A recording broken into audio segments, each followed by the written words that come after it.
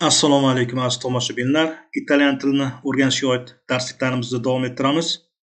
Demak, bugungi darsimizda essere fe'lini chuqurlashtirilishga qaratilgan bo'ladi.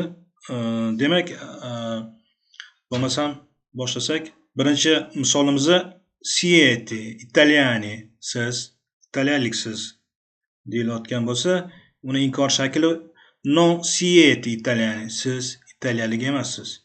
Keyingi gapimizda sto bene yoki bo'lmasa non sto bene, men yaxshiman. Non sto bene bo'lsa, men yaxshi emasman. Keyingi gapimizda stai molto bene, ko'rinishing yaxshi ma'nosida keladi yoki non stai molto bene, ko'rinishing yaxshi emas degan ma'no kelib chiqadi. Sono studente, men talabaman yoki bo'lmasa non sono studente, men talaba emasman.